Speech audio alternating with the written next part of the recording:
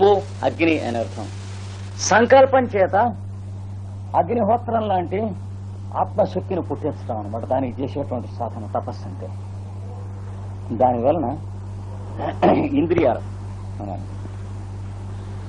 Current పోయింది, అర్జెంటుగా ఒక కాగితం చదివి వైర్ ఇవ్వాలి, టార్చ్ లైట్ వేశారు, అక్షరాలు కనిపిస్తున్నాయి,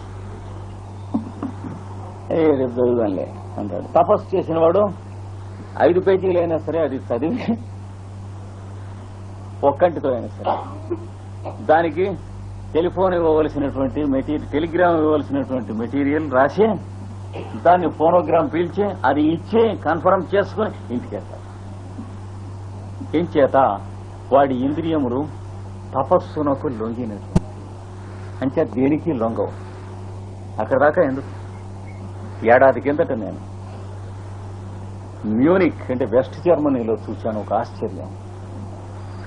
మాకు ఏరోప్లేన్ ఇంటికి తిరిగి వచ్చేందుకు డేట్స్ గీట్స్ అకారణంగా అది అనుకోకుండా అతర్కితంగా మార్చుకోవాల్సి వచ్చింది టికెట్స్. అందులో రిటర్న్ టికెట్స్ ఒరిజినల్స్ పోయినాయి మా దగ్గర. అంటే ప్యారిస్ లో కారు పోయింది, car was stolen with all the our tickets, అందులో టికెట్స్ కూడా పోయినాయి. ఇంకేమున్నాయి? అందుకని మళ్ళీ మ్యూనిక్ లో వెళ్ళినప్పుడు ఆ ఎయిర్లైన్స్ కి వెళ్ళాం. వెడితే మధ్యాహ్నం 2ంటికి వెళ్ళాం. ఒక ఆవిడ కూర్చున్నది 30 ఏళ్ళు, చెప్పినవన్నీ విన్నది. నేను చెప్పిన ఆవిడ వినేటప్పటికి 1 అరగంట అయింది. అక్కడి నుంచి ప్యారిస్ కి టెలిఫోన్ చేసింది, ప్యారిస్ నుంచి టికెట్ ఎక్కడ కొన్నారో అక్కడికి టెలిఫోన్ చేయించింది రోమ్ మొట్టమొదట, అక్కడి నుంచి ఇంకెక్కడికి టెలిఫోన్ చేసి ఇట్లా కావాల్సినటువంటివన్నీ కూడా ఇంటర్ట్వైన్డ్ గా ఉన్నటువంటి కనెక్షన్స్ అన్నిటి టెలిఫోన్ చేయించి అక్కడక్కడి నుంచి వాళ్ళ ఆర్డర్స్ తెప్పించింది, టెలెక్స్ చేయించింది. చేస్తే 2:30 దగ్గర నుంచి మొదలెడితే సాయంత్రం 6:30 వరకు చేసి మా టికెట్లు ఓకే చేసి రెడీ చేయించి, ఏ ఆఫీసులో పనిచేస్తున్నటువంటి ఏ భారతీయుడు తన దగ్గరికి వచ్చినటువంటి వాడికి ఎంతసేపు ఆ రకంగా పనిచేసి పెడతాడో అడుగుతున్న చెప్పండి. చేసి అప్పుడు ఆవిడ ఉన్నది టికెట్స్ ఇవాళ నేను రాసి 2 months అంచేత లేకపోతే ఆ టికెట్లు కూడా రాసిచ్చేదాన్ని అని చెప్పింది. ఏమిటి చెబుతారు? అది తపస్సు కాక? తపస్సు అంటే సంస్కృతంలోనే చేయాలి ఏమిటి? కట్టుకునే చేయలే. ఎలక్షన్ నుంచునేవాడంటే మీ అందరి గోడలు పాడు చేయాలన్నట్టు. గెలిచిన తర్వాత గోడలు సున్నం కొట్టిస్తారా, గాడిద కొడుతున్నాం? వాళ్ళు పరిపాలిస్తారని చెప్తే మనం నమ్మటం. తేరగా మీ గోడల మీద నా ఫోటో వేయండి అని ముష్టిమూడ గొడుగులు అడుక్కుని రాసేటువంటి వాళ్ళు గెలిచిన తర్వాత ఏరా గాడిద కొడక సున్నం వేయిస్తావా అని అడిగేటువంటి కలేజా మన దగ్గర లేతే అలాగే అంతే విషయం. కానీ తపస్సు అంటే అది అక్కడ ప్రతి వాళ్ళ దగ్గర కూడా ఆ తపస్సు అభ్యాసం చేయండి. జీవితంలో చేయవలసిన తప్పు అభ్యాసం. తపస్సు అడవుల్లో చేసి, అక్కడ చేసి, సినిమాల్లో చేసి, స్టూడియోల్లో చేసి కూర్చొని అలాగా వాన మీద గురిసేస్తున్నట్లు, అలాగా ఆకులన్నీ మీద పడిపోతున్నట్టు, సుడిగాలు ఎగురుతున్నట్లు ఎందుకు వచ్చింది దిక్కుమాలిన తపస్సు? కనుక కాయ ఇంద్రియ సిద్ధి, కాయసిద్ధి ఇంద్రియ సిద్ధి కూడా అంతే అన్నాడు. రాత్రి తెల్లవారులో కూర్చొని పని పూర్తి చేయాలిట. టైపు కొట్టి టప్ టప్ టప్ టప్ కూర్తూనే ఉంటాడు తెల్ల అయిపోయిందాక. వాడి కళ్ళు, వాడి మనస్సు, వాడి చేతులు తపస్సుకు అభ్యసించినటువంటివి అంతే, ఇంకేం లేదు. నువ్వు you can never stand before him. అది వచ్చింది కదా, రెసిస్టెన్స్ అలా డెవలప్ అవుతుంది. అది ఇక్కడ వీడు చదువుతుంది, మనకు పాయింట్అవుట్ చేస్తుంది.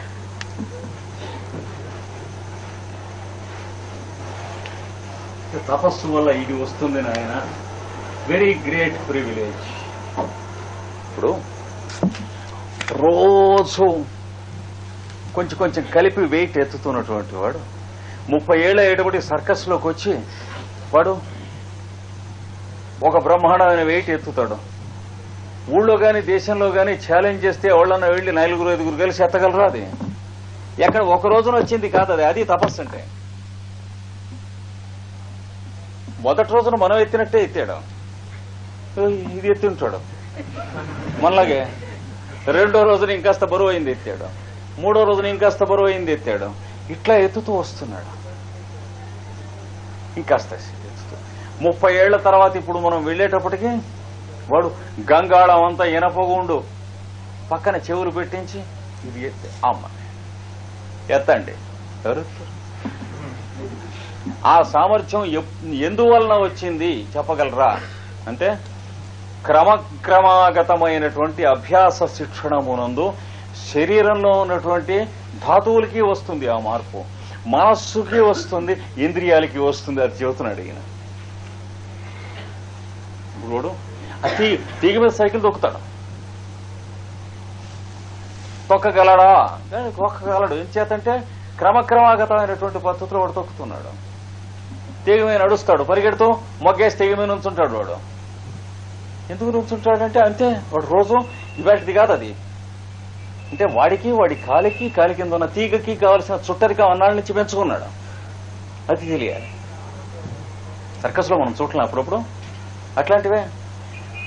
సర్కస్ లో చూసేవన్నీ భౌతికమేనా? ఈ వైర్ వర్క్ ఇవన్నీ కూడా భౌతికం కాదే, మానసిక తపస్సు కూడా ఉంది.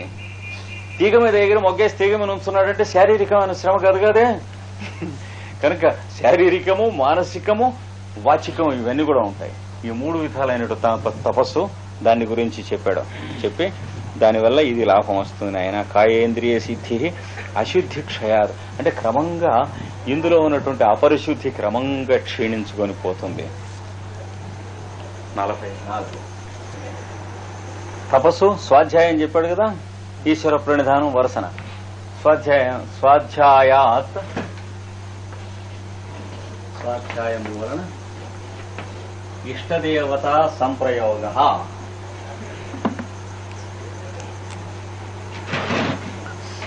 స్వాధ్యాయం వలన ఏమొస్తుంది? ఇష్టదేవతను సంప్రయోగం అంటే చక్కగా ప్రయోగించుట చేతనగును. అమ్మ ఇది బాగుందండి అనిపిస్తుంది. వాడు ఏం చెప్పాడో తెలియకుండా మనం కాళీనో శివుడినో విష్ణువునో ఒరే ఇది చేసిరా అంటే వాళ్ళకి టాంగం చేసేస్తారు సినిమాలో లాగా. ఇష్టదేవతలంటే అది కాదు. ఇక్కడ కొంత బాగా అండర్స్టాండ్ చేసుకోవాల్సినటువంటి పాయింట్ ఉంది.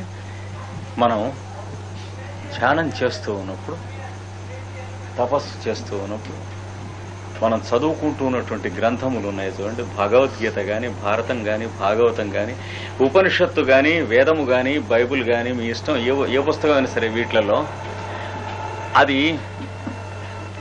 మీలో చదువుతూ ఉన్నటువంటి శక్తి ఏదైతే ఉందో అది ఆ గ్రంథమునందలి రూపాన్ని ధరిస్తుంది క్రమక్రమంగా. కొంత ప్లాస్టర్ ఆఫ్ ప్యారిస్ అంటే కొంత మైనం తీసుకొచ్చి మీరు ఒక రకంగా మలిస్తే ఆ రూపం రాద్దానికే. అలాగా మీరు ఒక 10 ఏళ్ళో 25 ఏళ్ళో అదే గ్రంథాన్ని రోజు కాస్త చొప్పున చదువుకుంటూ ఉంటే ఏమవుతుందంటే చదువుకుంటున్న వాళ్ళలోనే ఉంటుంది గ్రంథంలో ఉన్న దేవత, ఇంకెక్కడా ఉండదు. మంత్రదేవత అంటారు, ఎక్కడ ఉంటాయి? మంత్ర అక్షరాల్లో ఉంటారా ఇరుక్కుని? నాటకంలో వాళ్ళు క్యారెక్టర్స్ వచ్చి మాట్లాడుతూ ఉంటే దాంట్లో ఉన్న పవర్ ఎక్కడ ఉంటుంది? వీడు అట్ర చేయటంలో ఉంటుంది, ఆ అక్షరాల్లో ఇరుక్కుని ఉండదు. యాక్టరు అంటంలో ఉంటుంది కదా వాడికి, వీడనేటికి అబ్బా బలి సమాధానం ఇచ్చాడు అని లేస్తూ ఉంటారు ఆడియన్స్. బాగుందని దేన్ని బట్టి ఉంటుంది? వీళ్లలో చదివే వాళ్ళలో ఉంటుంది కానీ అక్కడ ఉండదు. ఆ దాన్ని ఏమంటారంటే అనేక దేవతలు ఉంటాయి. వీటన్నిటిలో కూడా వీడు చదవగా వీడికి ఒక స్వరూపం ఏర్పడుతుంది ఆ గ్రంథమునందు. దాని పేరు ఇష్టదేవత అంటారు. దాన్ని వాడు శివుడు అని పిలవచ్చు, కానీ వాడు శివుడు వేరు, ఇంకోటి శివుడు వేరు, కామన్ అనుకుంటారు. వాడు విష్ణువు అని పిలవచ్చు, వాడి విష్ణువు వేరు, ఇంకోటి విష్ణువు వేరు. వాడు ఈ క్రీస్తు అని పిలవచ్చు, వాడి క్రీస్తు వేరు, ఇంకోటి క్రీస్తు వేరు. ఇట్లాగా వాడి self expression of the higher consciousness ఒకటి ఏర్పడుతుంది, చక్కగా వ్యక్తీకరణ వస్తుంది. దానిని ప్రయోగము చేయుట వచ్చును. ప్రయోగం అంటే తను అనుకున్న పనులలో కాదు, దేంట్లలోకో. అది జాగ్రత్తగా రేపు చెప్పుకుందాం. మళ్ళీ ఇక్కడికి ఆపి మనం, ఇది చాలా ముఖ్యమైన సూత్రం, దీంట్లో నేర్చుకోవాల్సినట్టు చాలా ఉంది. స్వస్తి ప్రజాభ్యః పరిపాలయంతాం న్యాయ్యేన నాస్త్యేన మహీం మహీషాః గోబ్రాహ్మణేభ్యః శుభమస్తు నిత్యం లోకాః సమస్తాః సుఖినో భవంతు. 4వ సూత్రం 2వ పాదంలో ఉన్నందున మనం అనగా యమమునందలి అంగములకు కలుగునట్టి అధికారములు చెప్పి నియమములంతలి అంగములకు చెబుతూ స్వాధ్యాయాన్ని గురించి చెబుతూ ఉన్న చోట ఉన్నాం. స్వాధ్యాయాద్ ఇష్టదేవత సంప్రయోగ అని సూత్రం చెప్పుకున్నాం. స్వాధ్యాయాత్ అంటే స్వాధ్యాయము వలన వేదము, ఉపనిషత్తు, రామాయణము, భారతము, భాగవతము, భగవద్గీత, సనత్సు జాతీయము, పెద్దలు ప్రవచనం చేసినటువంటిది ఏదైనా సరే స్వాధ్యాయము. స్వాధ్యాయము అనుదినము చేస్తూ ఉన్న వాడికి ఏం జరుగుతుంది? సంవత్సరాల తరబడి యోగాభ్యాసం చేస్తూ. నేను చెప్పాను మొట్టమొదటినే, ఈ అష్టాంగములు ఒకటి ప్రాక్టీస్ చేసి అందులో సిద్ధి పొందాక రెండోది ప్రాక్టీస్ చేసి అంటే మన కాలేజీ యూనివర్సిటీ కోర్సుల్లాగా ఇది పేస్ అయి నెక్స్ట్ అది పేస్ అయి నెక్స్ట్ యూనిలేటరల్ గా చేసేవి కావు. 8 ఒక్క పర్యాయమే సమకాలికంగా ఐకకాలికంగా చేసే అభ్యాసములు అని చెప్పారు మనకు వ్యాఖ్యానకర్తలను, అభ్యాసం ఇచ్చినటువంటి గురువులు కూడా. పుట్టిన జీవుడు తలకాయ ముందు పుట్టి 2-3 నెలలు పోయిన తర్వాత ఒక చెయ్యి పుట్టి 2-3 నెలలు పోయిన తర్వాత ఇంకో చెయ్యి పుట్టి అలా పుట్టలేదు. అష్టాంగములతోనూ పుట్టాడు. కనుక అభ్యాసం చేయవలసినటువంటిది అష్టాంగ యోగము. అంటే 8 అంగములతోటి యోగాభ్యాసం అని గాని ఒక అంగం పాస్ అయిన తర్వాత నెక్స్ట్ క్లాస్ కి మళ్లీ యూనివర్సిటీ పర్మిషన్ తెచ్చుకుని ఎగ్జామిషన్ ఫారం కట్టించి దానికి ఫీజు కట్టి ఇట్లా ఏమి ఉండదు. ఎవరి పర్మిషన్ అక్కర్లేదు. అంతర్యామి పర్మిషను, మనస్సు, ఇంద్రియములు, బుద్ధులు వీటికి సంబంధించినటువంటి అధిదేవతల యొక్క ఆశీర్వచనములు తప్ప ఇంకా కావలసినవి ఏమీ లేవు. వాళ్ళు ఎప్పుడూ మన శ్రేయస్సు కోరి మన ఇంద్రియములకు అధిదేవతలై, మనస్సు, మనోబుద్ధి, అహంకార చిత్తాదులకు అధిదేవతలై, చేతులకు కాళ్లకు కర్మేతి హస్తయో గతిరీతి పాదయో అని అన్నట్లుగా చేతులకు ఇంద్రుడు మొదలైనటువంటి వాళ్ళు, ముక్కులకు అశ్విని దేవతలు, ఇలా ఎప్పుడు మనం ఏ నిమిషంలో ఏ సత్కర్మ ఆచరణం చేస్తామో యోగాభ్యాసం అంటే మనోబుద్ధి అహంకార చిత్తాదులు అన్నింటినీ కూడాను ఒక రకమైనటువంటి ఏకీకరణం చేసుకుని దాంట్లో చిత్తవృత్తి నిరోధానికి కొంచెం సంకల్పిస్తామేమో చక్కగా దగ్గరికి తీసి ఆశీర్వదిద్దామని లోపల ఎప్పుడూ ఉంటూ ఉంటారు. అలా కాకుండా మనం చేసేటువంటి నానా అడ్డమైనటువంటి పనుల వల్ల వాళ్ళకు కూడా దెబ్బలు తగులుతూ ఉంటాయి మనతో పాటు. అది మనకి దక్షయజ్ఞం, సతీదేవి మృత్యువు, శరీరం వదలటం, దక్షుణ్ణి మెడకాయ నరకటం ఆ కథలో చక్కగా చెప్పబడ్డది. దేవతలందరూ వచ్చి కూర్చుంటే పళ్ళిరిగిపోయిన వాడోడు, కళ్ళు లేచిపోయిన వాడోడు, మీసాలు లేచిపోయిన వాడోడు, ఇలా ఏడుస్తూ అవిటి వాళ్ళు, కుంటి వాళ్ళు, గుడ్డి వాళ్ళు, కుష్టి విధవల్లాగా అయిపోయారు దేవతలంతా. ఏమిటంటే ఈ యజ్ఞానికి వచ్చిన ఫలం అన్నమాట. అంటే ఏమిటి? ఈ విధవకి శరీరంలో ఇంద్రియాలుగా, బుద్ధిగా, మనస్సుగా ఉన్నటువంటి దాని ఫలం. వాడు బూతులు మాట్లాడితే మరి వాగ్దేవత బూతులు మాట్లాడాల్సిందే కదా. మరి వాడు ఎవడి మీదన్నా ఉన్నవి లేనివి కల్పించి చెప్పాలంటే ఈ వాగ్దేవతే కదా చెప్పాల్సిందే. మనకేం సంబంధం లేదు. వీడు సాక్షిభూతులైన మహానుభావులు అలాంటి శరీరాల్లో. కానీ వీడి శరీరానికి రోగం వస్తే వాడికి రోగం వస్తుంది, వీడికి పక్షవాతం వస్తే వాడికి పక్షవాతం వస్తుంది. ఏముంది? వీడికి పొడొస్తే వాడికి పొడొస్తుంది. వీడు చేసిన దాన్ని బట్టి ఈ శరీరంలో ఉంటూ ఉంటారు. కనుక ఈ శరీరం వీళ్ళెవరకు అలాగా వెళ్తుంది. మేడం వీరభద్రుడు వచ్చి వాళ్ళందరినీ చూసి అన్నట్ట, మీ ఆంధ్ర త్రాండ్లు తెగవే అన్నట్ట దేవతలందరినీ. ఇక్కడికి వచ్చారేమిటి? ఏమి కుడువంగా వచ్చినారిటకు మీరు అన్నట్ట. అంటే దుష్టుడు శరీరంలో చేరినటువంటి దేవతలకి అంతర్యామితో లింకు తెగిపోయి అవిటి వాళ్ళు, కుంటి వాళ్ళు, గుడ్డి వాళ్ళు అలా నానా బాధపడుతూ ఉంటారు. అంటే మనతో పాటు కనా కష్టంగా అలాగే సంసారం చేస్తూ ఉంటారు. ఇవి చక్కగా హేతుబద్ధంగా మనకు అందులో చెప్పబడ్డాయి దక్షయజ్ఞం వాల్యంలో.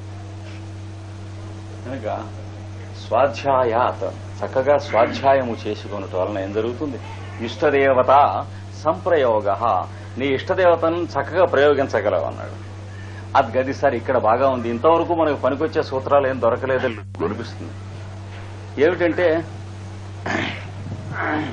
మనం ఆంజనేయ స్వామి చేస్తున్నాం అనుకోండి, కోర్టులో ఎవడి మీద కేసు పెట్టాం, ఆ టైంలోనే యోగాభ్యాసం గట్టిగా చేస్తే ఈ ఆంజనేయులు గాడు అంటే గాడ్ అనమాట,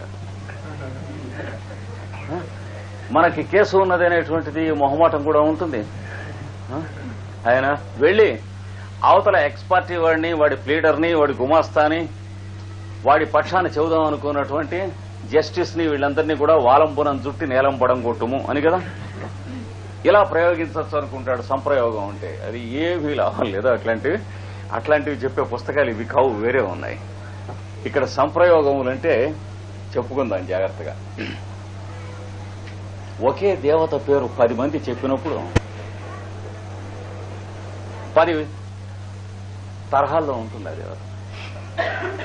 ఏమండి, నేనా కాళికాదేవి అన్నారు. రామకృష్ణ పరమహంస కాళికాదేవి అన్నప్పుడు ఎలా ఉంటుంది? పరమాకాశము, దాన్ని ఏం అంటనటువంటిది, శుద్ధమైనటువంటి నీలనీలమైనటువంటిది, కాలం కూడా దాని మీద ఖాళీ లేకుండా జారిపోతున్నటువంటి శాశ్వత తత్వం, అది కదా ఆయన చెప్పింది. దాన్ని అందులోంచి అన్ని వచ్చేసి మళ్ళీ అందులోకి అన్ని పెడతాయి కనుక జగన్మాత అన్నారు ఆయన.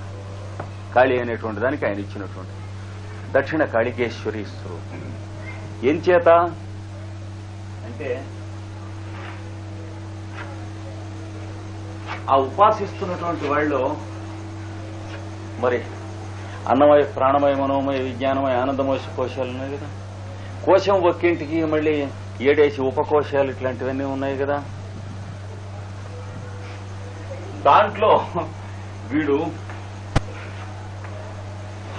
అప్పుడు ఆ జన్మలో లేకపోతే ఆ సాధన స్థితిలో ఏ కోశంలో జీవిస్తున్నాడో వాడి ఇష్టదేవత ఆ కోశం రూపంతో చేయబడి ఆ కోశం వాసనతో, అంటే వీడికి అన్నమయ కోశంలో ధ్యానం చేస్తున్నాడు అనుకోండి, చెవుని ఎత్తులతోనే ఉంటుంది. కాళికాదేవి అంటే జనం అందరినీ తినేసేస్తూ ఉంటుంది, ఆ నెత్తురు తాగేసేస్తూ ఉంటుంది, అలా మూతికి ఇలా నెత్తురు చెవు పూసుకుని అలా ఉంటుంది. మరి మీరు కలకత్తాకి వెళితే మీరు ఊళ్ళో జంతువులు బలి ఇచ్చేటువంటి చోట కాళికా విగ్రహం దగ్గరికి వెళితేనూ, రామకృష్ణుడు ఆరాధించినటువంటి కాళికా విగ్రహం దగ్గరికి వెళితేనూ ఒకలాగే ఉంటుంది. కానీ వీడు కాళీ అంటాడు, వాడి కాళీ అంటాడు. వీడిది వెంటనే పనిచేస్తుంది. ఏది ముందు కాళీ అంటాడు చూడండి, నేల టికెట్ కూడా. ఎందుకని? వాడిది అన్నమయ, ప్రాణమయ కోశముల మధ్యన, చీవునెత్తుల మధ్యన చండాలమైనటువంటి వాసనతో చేయబడినటువంటి ఇష్టదైవతం. అంటే made of emotional non sensical stuff which is foul, beastly and animal, దాంతో చేయబడి ఉంటుంది. అందుకే దానికి అవి ఇవి కావాలి.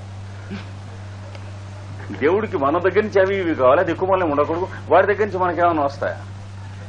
Very ugly and poor concept of God. అది మనం గమనించుకోవాలి. అక్కడికి వెళ్ళేటికి కాళీ ఏ వాసన ఇస్తూ ఉంటుంది? కాళీ విగ్రహం దగ్గరికి వెళ్ళక్కర్లా. వీడు ధ్యానం చేసే చోట మీరు కూర్చున్నా కానీ చండాలపు కంపు కొడుతుంటుంది, మీ ముక్కులు బదలైపోతాయి. ఏం చేత అంటే వీడిలో ఏ కోశము చేయబడి ఉన్నది వాడి ఇష్టదైవతం. అంతే. ఆయన రోజు పొద్దున 1000, సాయంత్రం 1000 గాయత్రి చేస్తాడు. అప్పటికి నేను ఎరుగున్నప్పటికి 40 ఏళ్ల నుంచి పెద్దవాడు. సరే, గాయత్రి అంటే మనం పరమ పవిత్రం, పెద్దల నుంచి విన్నటువంటిది. ఇలా అన్నాడా? తన గురించి ఎవరో చెప్పారు హైదరాబాద్ లో, నేను మిమ్మల్ని గురించి మీ ఉపాసన మంచిది కాదని అన్నారు. అన్నాడా? ఏమీ లేదన్నాడు. గాయత్రి మంత్రాన్ని తలకిందులుగా రాయమన్నాడు. రాసి మొదటి తకారం దగ్గర నుంచి చివరి తకారం దాకా మంత్రాన్ని తీసుకుని అది పెట్టి హోమం చేసినట్లయితే 7 రోజుల్లో వాడు చచ్చిపోతాడన్నాడు. అదిట గాయత్రి అనే మాటకు అర్థం. కనుక 40 ఏళ్ల నుంచి వీడు చేస్తున్న గాయత్రి దేంతో చేయబడి ఉన్నది? ఏమండి, ముక్తా విద్రుమ అన్నా కూడా వాడి అర్థం వేరు. అదే చదువుతాడు రోజు. వాడు శ్లోకం మీరు చదివిందే చదువుతాడు వాడు. ఎందుకు చదవడు? శుభ్రంగా అదే చదువుతాడు. కానీ మీరు గాయత్రి అన్న మాటకి వాడు గాయత్రి అన్న మాటకి సంబంధం ఏమైనా ఉందా? హంసకి కాకి ఉన్నటువంటి అంత తేడా ఉంది కదా. పేరు మాత్రం గాయత్రి అంటే మనం ఆ వాసనా విశేషం పెద్దలు చెప్పిన దాని చేత గాయత్రి అంటే గాయత్రి అన్నాం. తేడా వచ్చేటప్పుడు బేసికేటి తెలిసింది వారి గాయత్రి దేంతో. అట్లాగే ప్రతివాడి ఇష్టదేవత కూడా వాడి అన్నమయ ప్రాణమయాది కోశములలో వాడు అన్నమయ ప్రాణమయ కోశాల్లో ఏడుస్తూ ఉంటే ఆ ఇష్టదేవత అనేటువంటిది దాంట్లోనే ఆ వాసనే వేస్తూ ఉంటుంది, కంపు కొడుతూ ఉంటుంది. అంటే వీడు ఆవిడికి అన్నం నైవేద్యం పెట్టి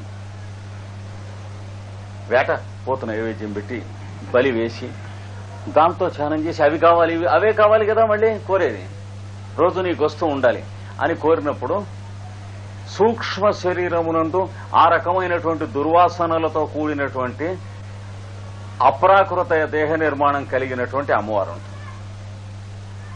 అలాగే విజ్ఞానమయ కోశంలో జీవిస్తూ ఉన్నటువంటి వాడు గాయత్రిని చేశాడు అనుకోండి, వాడికి విజ్ఞానమయ కోశంతో చేయబడినటువంటి శుద్ధ స్ఫటిక సంకాశము, స్వచ్ఛము, నిరంజనము, నిర్లేపము అయినటువంటి గాయత్రి స్వరూపం. ఎందుకని వాడు దేన్ని పెట్టుబడి పెడుతున్నాడో దాంతో ఆ విగ్రహం చేయబడుతుంది ఇష్టదైవతం అంటే. అందుకనే ఇష్టదైవతం అనేటువంటిది ఫైనల్ కాదు, దాని అవతరం ఉంటుంది అంతర్యామి అనేటువంటి పరమాత్మ. తప్పు కాదు, ఇష్టదైవతం అంతర్యామి యొక్క రూపమే, ఏమీ సందేహం లేదు. కానీ ఆ పేరు చెప్పినంత మాత్రాన అందరికీ అదే ఇష్టదైవతం ఉంటుందని అనుకోకండి. చూసారా, ఈ తేడా తెలియని వాడికి కొత్తగా విశాఖపట్నం వచ్చిన నాబోటి గడికి ఈ నేవీ ఆఫీసర్లను బ్యాండ్ మేళం వాయించేవాళ్ళు ఒకే రకమైన డ్రెస్లో ఉంటారు. తేడా తెలియదు. అలాగా వాడు గాయత్రి అంటాడు, వీడు గాయత్రి అంటాడు. లేదా వాడు అమ్మవారు అంటాడు, వీడు అమ్మవారు అంటాడు. అమ్మవారు ఉంది ఏమనుకున్నావు మా ఇంట్లో, పేరు లేకుండా పోతావు జాగ్రత్త, పెళ్ళాం పిల్లలు నువ్వు మషైపో, అదిట అమ్మవారు అంటే వాడు ఉద్దేశం. కానీ వాడి అమ్మవారు అలాగే పనిచేస్తుంది. ఏం చేత వాడు దాంతోనే రోజు పూరణ చేస్తూ ఉన్నాడు. ఆవిడ రూపాన్ని దేంతో చేశాడు?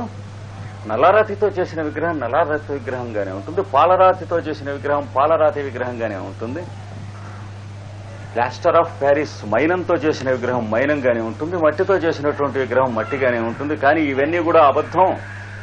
ఈ చేయబడినటువంటి విగ్రహంలో ఉన్న రూపురేఖాదుల మీదుగా మనం దేన్ని చేరుకోవాలో అదొక్కటి సత్యం అని తెలిసిన వాడు తరిస్తాడు. కానీ లేకపోతే వీడు ఏ విగ్రహం చేసుకున్నాడో ఆ విగ్రహంలో పాతేసుకుపోతాడు. ఇవి మనకు ముందు తెలియాలి, ఈ సూత్రం అర్థమయ్యారు. అంటే నల్లరాతి వెంకటేశ్వర స్వామి గొప్పవాడా, పాలరాతి వెంకటేశ్వర స్వామి గొప్పవాడా అంటే ఎలక్షన్ ప్రోపగండాలాగా ఉంటుంది.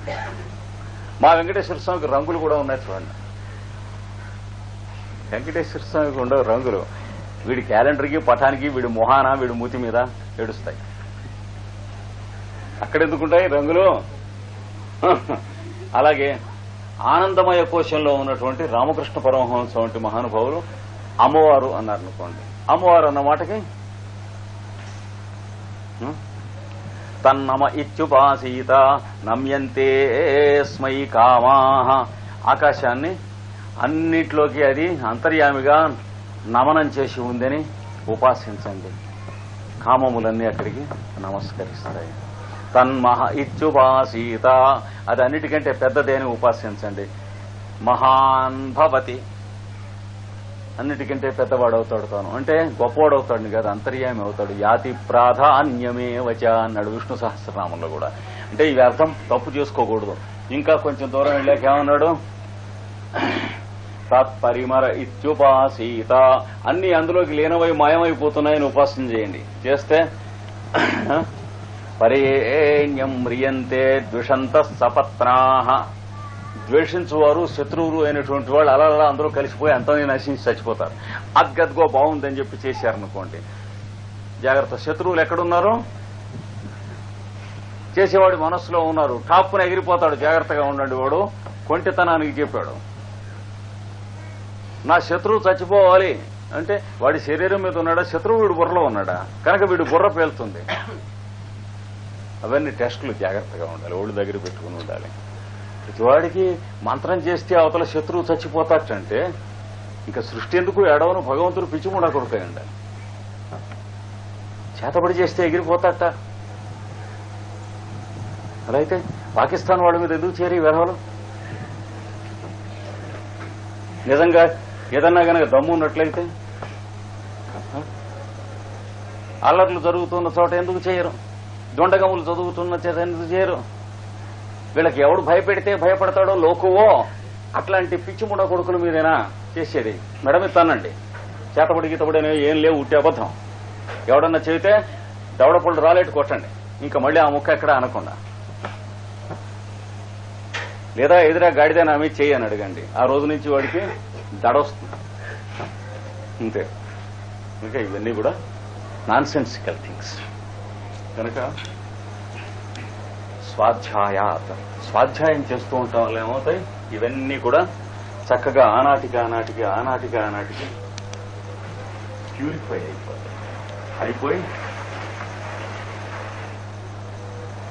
సర్వాంతర్యామిమయ కోశముతో నిండిపోతాయి. అన్నమయ ప్రాణమయ మనో బ్రాహ్మీయం క్రియతే తనహు. శరీరం కూడా పరబ్రహ్మమయం అవుతుంది అన్నాడు కృష్ణుడు భారతంలో ధర్మరాజును గురించి. చేస్తే ఇట్లాగా అలా చేస్తే ఇష్టదేవత అంటే ఏమిటి? ఇష్టదేవత దేంతో చేయబడింది? తనలో ఉన్నటువంటి హయ్యెస్ట్ తో చేయబడ్డది, అంతే కదా. తనలో హయ్యెస్ట్ ఏమిటి? అంతర్యామి. అంతర్యామి యొక్క సగుణ స్వరూప పరబ్రహ్మము. కనుక ఎవరిని చూసినా, ఎవరితో వీడు మాట్లాడుతున్నాడో వాళ్లలో ఉన్నటువంటి వాడు తన ఇష్టదైవతం అవుతాడు. వెంకయ్య, పుల్లయ్య, సుబ్బయ్య వాళ్లతో మాట్లాడు, వాళ్ళకు కావలసిన పాయింట్స్ మాత్రం వాళ్లతో మాట్లాడతాడు. కానీ వీడు వెంకయ్యతో మాట్లాడకుండా వెంకయ్యలో ఉన్నటువంటి తన ఇష్టదేవతతో మాట్లాడతాడు. వాడు మొదటి నుంచి కూడా నారాయణాష్టాక్షరి చేస్తున్నటువంటి వాడైతే వెంకయ్యలో ఉన్నటువంటి అన్నమయ ప్రాణమయ మనోమయ విజ్ఞానమయ ఆనందమయ కోశములన్నీ కూడా నారాయణాష్టాక్షరిగా వీడితో మాట్లాడతాయి. వాడు శివపంచాక్షరి చేస్తున్నట్లయితే వాడికి ఉన్నటువంటి అన్ని కోశములు కూడా శివపంచాక్షరి శుద్ధ స్ఫటిక సంకాశంగా వాడితో మాట్లాడతాయి. వాడు అమ్మవారిని చేస్తున్నట్లయితే అమ్మవారి యొక్క స్వరూపంగా మాట్లాడతాయి. వాడు సుబ్రహ్మణ్యేశ్వరుని చేస్తూ ఉన్నట్టయితే మగవాళ్ళని చూసినా, ఆడవాళ్ళని చూసినా, పిల్లల్ని చూసినా, ఎవరితో మాట్లాడినా సుబ్రహ్మణ్యేశ్వరుడే వాడితో మాట్లాడతాడు. మరి సంప్రయోగం అంటే ఏమిటి అర్థం? ఎవరిని ఏ పని చేసి పెట్టమని అడిగినా ఇష్టదేవతాన్ని చేసి పెట్టమని అడగటం. వాడికి కావలసిన పనులు ఉండవు సొంతానికి కదా. మరి ఒకవేళ ఎప్పుడన్నా 10 మందికి కావాల్సింది ఏదన్నా పని అడిగినా ఎవరిని అడుగుతున్నాడో? ఇష్టదైవతాన్ని అడుగుతాం. వాగర్థంబులు శిరోత్రు వక్తలు తలంపన్నీవ ఓదేవా. దుర్జటి మహాకవి చెప్పాడు. నేను రాస్తున్నటువంటి ఈ కాళహస్తీశ్వర మహత్యం ఎవరికి అంకితం ఇవ్వమని అంటే సందేహం ఎందుకు? ఇందులో ఉన్న వాక్కు గాని, దాని అర్థం గాని, ఇందులో వింటున్నటువంటి వాడు గాని, చదువుతూ ఉంటే ఈ చెబుతున్నవాడు గాని, రాస్తున్నవాడు గాని, వీళ్ళందరిలో ఉన్నటువంటి వాడు నువ్వే కదా, నీకు కాక ఇంకెవరికి ఇస్తాను అంకితం అన్నాడు. అది పద్ధతి. ఆ కీలకం తెలిసిన వాడు అవుతాడు అని అర్థం. ఇష్టదేవతా సంప్రయోగం అంటే వాడికి కానిది అంటూ లేదు, జరగనిది అంటూ లేదు. అంటే వాడు ఏది అనుకున్నా జరుగుతుంది, ఏది అనుకోడు వాడు. అందుకనే వాడి ద్వారా జరగని పని అంటూ లేదు. రోజుకు 90 అనుకునేటువంటి వాడు గర్భదరిద్రం ఉండకూడదు, ఏది జరగదు, అనుకుంటానే మిగులుతుంది వాడికి. మన దగ్గర ₹1,00,000 ఉంటే బాగుండు, వీళ్ళందరికీ పేదాళ్ళందరికీ అన్నం పెడదాం. వీడి దగ్గర ఉండవు, వీడు పెట్టి తావడం. ఉన్న దాంట్లో ఒడుకో అరవ పెట్టడం మొదలెడితే ఇంకోటికి పెట్టి అనుకుంటుంది రేపు. అది పద్ధతి. ఇప్పుడు రమణ మహర్షి గారి దగ్గరికి వెళ్ళి ఒక నాస్తికుడు కూర్చొని అన్నాడు, స్వామి మీరు ఇక్కడేదో మోక్షం అంటారు, ఏదో పరతత్వం అంటారు, దేవుడు అంటారు, ఇవన్నీ ఎందుకు పనికొస్తాయి అంటే అవేవి నేను అనలేదురా అప్ప అన్నాడు. వాడంటున్నాడు కానీ ఈయన అన్నాడా? వచ్చి ఊరికే ఏదో గులవాగుడు వాడు వాగుతున్నాడు వచ్చి. ఎవడొస్తే వాడికి తన సాన్నిధ్యాన్ని ఇవ్వటమే గానీ ఆయన ఎన్నడూ మాట్లాడినవాడు కాదు. కావాలంటే మాట్లాడతాడు, ఆఖరిగా ఉందంటే టిఫిన్ వండి పెడతాడు. ఆయన సంగతి తెలియదు చాలా మందికి. ఇడ్లీ చేసి పెట్టేవాడు, ఉప్మా చేసి పెట్టేవాడు, సాంబార్ చేసి పెట్టేవాడు, వంట చేసి చాలా బాగా చేసేవాడు. ఆయన చేస్తుంటే భోజనాలు చేయడానికి పాపం 10 మంది కూడా చేరేవాడు. ఆ తమ్ముడు ఉన్నాడు,